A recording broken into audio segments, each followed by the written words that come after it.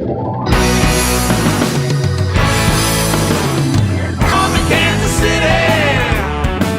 but you can call me KC.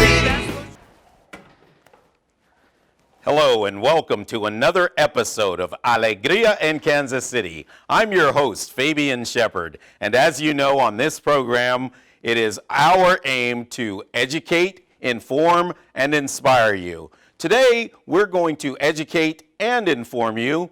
We have a great guest today. He is the former governor of the state of Kansas, Dr. Jeff Collier, and we're going to go say hello and meet him now.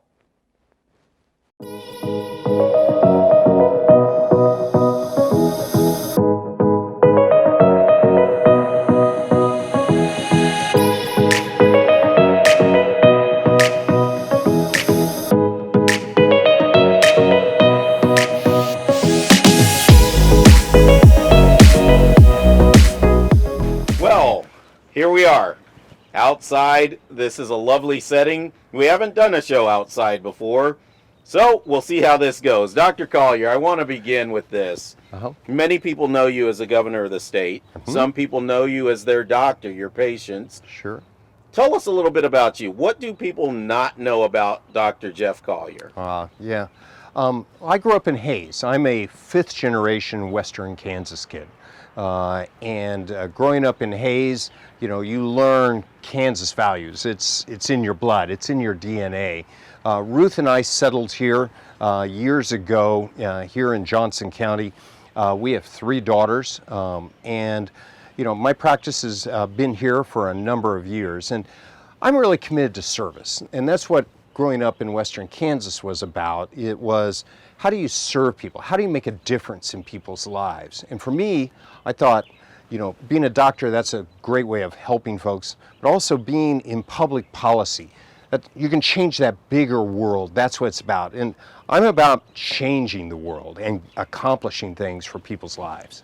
And in changing the world, you have traveled the world, performing your craft, if you will, saving lives, working with people, making lives better. Can you talk about that, please? So I volunteer with an organization called International Medical Corps.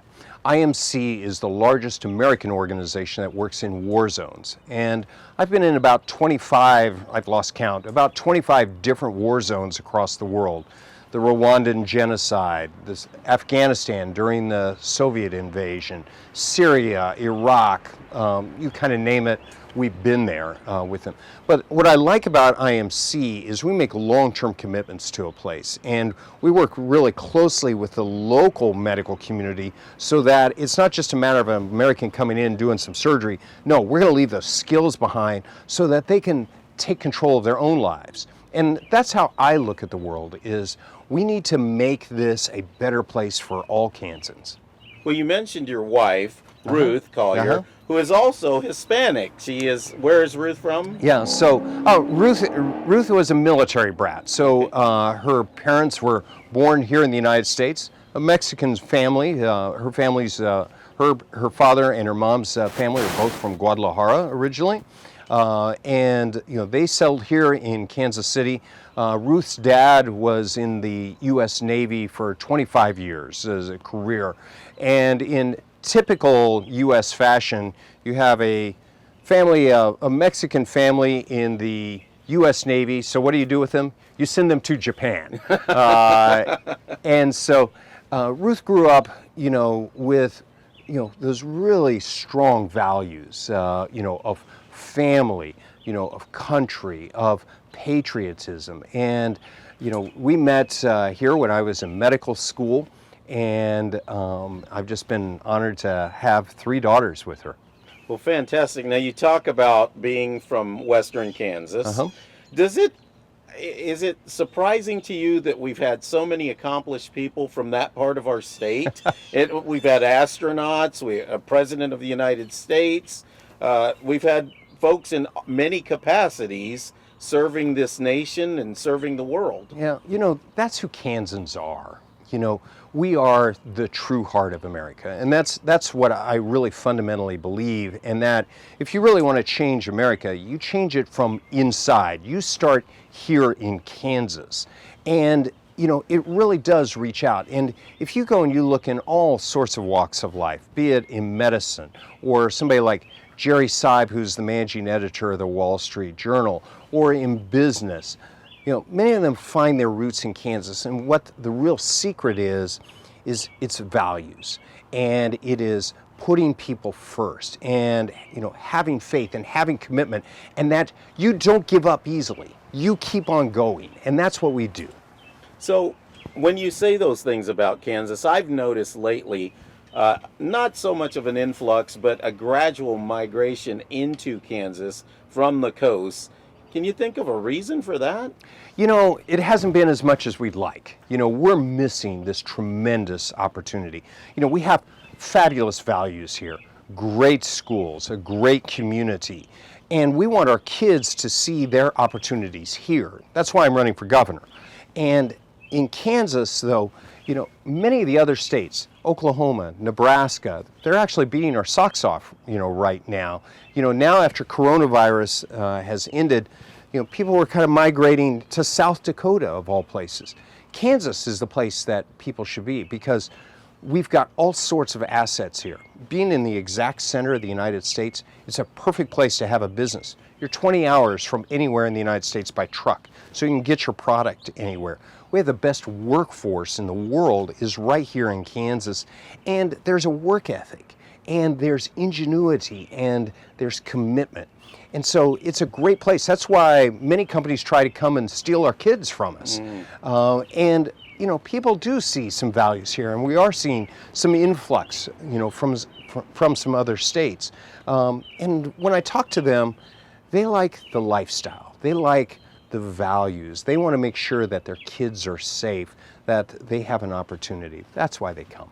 So, and I've heard a little bit about us losing population, but I think that here in this area where we're shooting this episode in Johnson County, are we seeing growth? Because I'm running into people that have come from all over the nation. Yeah, Johnson County has really been the real hub of growth here in Kansas over the last couple of decades. It's more than doubled in size. And you're seeing lots of young families, moving in, people coming for jobs, for technology, for schools, settling in for a great lifestyle. That's why we like living here. We wouldn't be anyplace else. And there's lots of opportunities here. And we need to make sure that we expand those and that people get to see how strong those opportunities are. We really need to kind of advertise Kansas a little bit. As governor, I learned that, if you will call people, they'll actually respond. And whether it's talking to a business here in Kansas, but, calling up somebody like Warren Buffett and asking them, hey, we'd like you to move some of the actuaries for Geico to Lenexa. Sure enough, they showed up, several hundred. And building a great business that's going to be a long-term business here. Or talking to some private equity groups that are helping startup companies. They see value here, and we're seeing some interesting cybersecurity companies that are starting to grow up in the Johnson County area. That's a real opportunity for us that many people are missing, but it's going to be some of the technologies and jobs of the future. So when you're out there, when you're governor, you've got to be everywhere. You need to be out across the state, you need to be across the country talking to folks. And that's what I do, is I see Kansas as the place that could be really the dynamic heart of America. And that's my goal. That's why I'm running for governor. So in your time as governor, you traveled the state quite a bit. People think the governor is just in the Capitol building. What has your experience been like across the state now during the pandemic and post-pandemic with our farmers out in the 1st District, Western Kansas, and our employers down in the Wichita, the aircraft manufacturers? Well, in talking with people, the way Kansas handled coronavirus was a disaster, an absolute disaster. We were the first state to close all of our schools and to keep them closed. We were a state where where we would close our churches and keep abortion clinics open. it was a sad state of affairs. And what really should have happened is we need to look a little bit more and trust Kansans. Kansas had all sorts of innovative responses. In western Kansas, there is a little bit of natural social distancing that goes on there. And just because we got great space like this. And, having those opportunities here, we could have handled coronavirus much differently. One of the things that happened is when I was governor, when I left, we had more Kansans working than ever before in the history of the state. We're the highest personal income. We left a $900 million surplus, and in the next year, that was cut in half. In the next year, our growth rate was cut in half, and then coronavirus hit. And coronavirus, in Kansas, we've lost 38% of all of the small businesses in our state are gone. We lost them in a single year. Many of those are businesses that have been here for generations. What we really needed to do is we needed to support them. We needed to keep them open, to give them the tools so that they could compete, so that we could look a lot more like Texas and Florida rather than looking more like California. Well, and I heard Governor Kristi Noem of South Dakota speak recently, and she didn't close down at all. That's right. Would you have handled things more like that? Absolutely. Absolutely. And in fact, many of you probably saw me on Fox News. I was, on, different national television stations, every week for months. And, what we were seeing is that the states that didn't close down, that in fact their coronavirus, situation, if anything, was somewhat lower than other states. Now, if you go and you look at it over a long period of time, they actually did very, very well. Their death rates, were reasonable. Nothing was reasonable with it, but they were handling it in a better way. We missed a whole lot of opportunities. Lots of seniors in our nursing homes lost it. We had serious problems in the Hispanic community, whether it be in Southwest Kansas. And for example, one of the things I would have done very differently is you've taken a political poll, you've seen that. You can kind of get a feel by talking to 1,000 people, you can get a sense of what's going on in the state at any time. Same way with a coronavirus test. If you would go and sample across the state, you can see, hey, we have a hot spot that's starting to creep up in Garden City, or a hot spot, starting up in Manhattan before it hits. And then you can start intervening before you just see the crisis. As a doctor, I'm here, I want to look and see what's going on with my patient. You want to anticipate what's going on. And we didn't do that. Okay, so in that regard, I want to talk to you about one other thing affected by the pandemic and the coronavirus situation, and that is our catastrophe we saw with the Kansas Department of Labor. $700 million in some estimates. Of course, the current administration is telling us that it's around 290, as though that should be acceptable.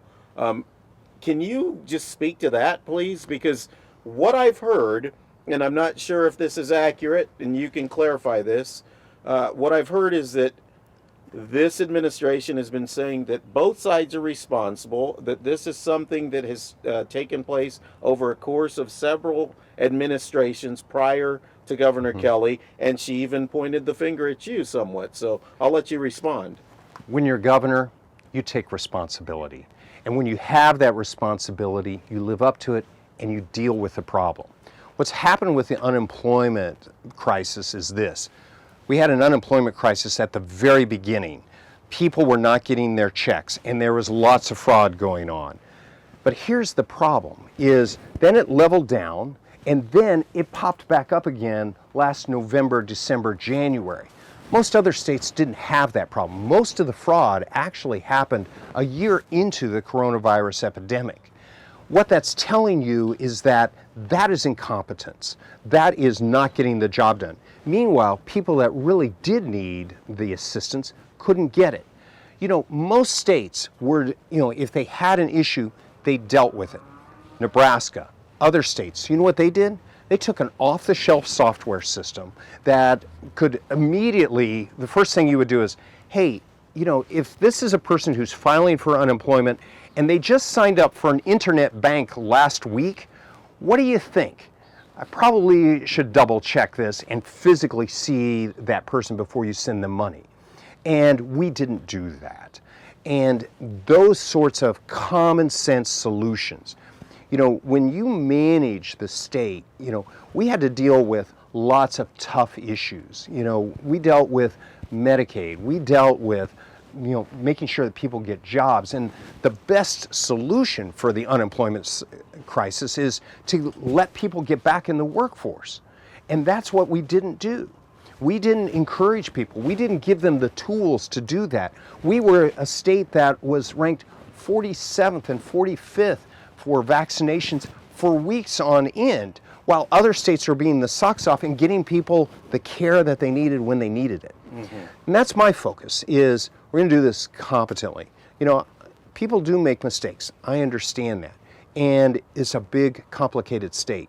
But when you're governor, you make decisions and you deal with them. And that's what we do. So you served, before you were governor, you served in the legislature. Uh-huh. In what capacity did you serve in the legislature? So I was very honored. I actually started out, I was a White House fellow to President Reagan. And, so I'm a conservative. And, I learned those values growing up in Western Kansas. I learned how to manage big programs and how to solve problems working for President Reagan. It was a great honor to be elected to the Kansas House, Kansas Senate, then as lieutenant governor for 7 years, and then as governor. And in Johnson County, there are a lot of people that say, Johnson County is turning blue. Well, when I ran for the Kansas House and the Kansas Senate, we had Kathleen Sebelius as governor. She was on the ballot. We had Dennis Moore on the ballot. Okay, and you know what?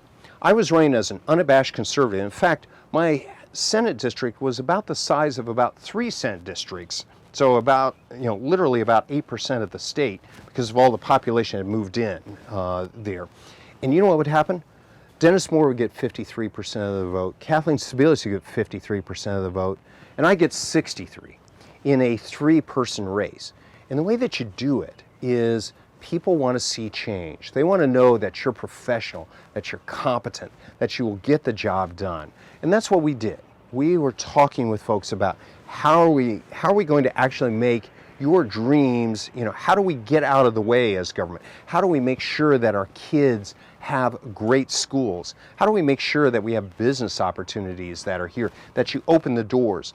And that's how I see the world overall. So you mentioned serving in the Senate. Uh-huh. Did you serve with Laura Kelly in the Senate? So I served with Laura Kelly and Derek Schmidt, and then in 2010 was elected lieutenant governor. And in the Senate, it was a great experience. We had a difficult situation. We were dealing with the budget crisis, and my first day coming in as lieutenant governor, we had nearly a $500 million deficit, and we had about $850 in the checking account of the state of Kansas. And you know what? We dealt with it. And we started fixing problems and making sure, when we came in, Kansas's pension plan was ranked 49th in solvency. Thank God for California. And you know what we did? We set up a way of starting to deal with this so that you actually pay your bills and start to make this a more solvent system. Now Kansas has gone up a number of ranks across the country, and we're on the right trajectory there. We were dealing with a Medicaid system that was growing at 10% per year, and that was really the source of all of the budget problems that you saw in 2010 and in that era, was really because of the cost of Medicaid. The federal government was withdrawing their assistance, and we were driving up the cost. So what we did is we got together with people, and we worked out a solution with providers, with patients, with people around the state, and came up with canned care. And the solution that we did that, we've saved $2.5 billion. $2.5 billion with a B. That's a big number. So I'm the only person to have saved us, believe me, more than $100 million. And the way that we did that is we were trying to get better care for our patients. And the way that you did that is we made sure that patients had access to the drugs that they needed, that they could get into the doctors that they needed to see. And then what happened is we saw emergency room visits go down. We saw hospital stays go down about 20%. And that's how you do it. That's how you get a better result in taking care of people. I want to go back. You're talking about the current administration. You served with Governor Kelly. Uh-huh. And as an executive, a physician, a business owner, a politician, you've had to accept a lot of responsibility. Mm-hmm. You've had to make tough decisions, and you've been And that's stuck what with we the do. blame at times. Yeah, and that's what you do as a surgeon is you work with your patient to get the best result for them. You know, many of my patients are trauma patients. You know, they've been in a serious accident. They're going to have serious scars or injuries. Right. And we're going to get them the best result. But in public policy, you also have difficult decisions to make. But here's the thing is people need to know you're going to fight for them. You're going to be with them every step of the way. A lot of times in politics, it gets watered over in politics, and you know, name calling happens or something, and people step back. You know, as governor, you know, we're here, we're the heart of America, and I really think Kansas is the greatest state in the union, and I think we all are. That's why we're here. But as governor, you have to make some hard decisions with people.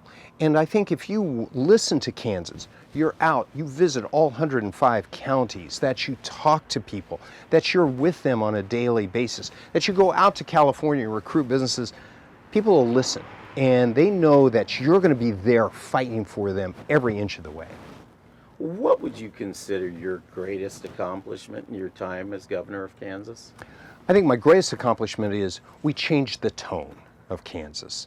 And we had changed it from a very negative, sour tone to one that was starting to be, hey, we're starting to look forward. And we were going to continue that on so that we really see that, you know, we need to see Kansas as a dynamic place. I want Kansas to be the place that our kids see their future. About a third of Kansas kids, once they graduate from college, leave the state.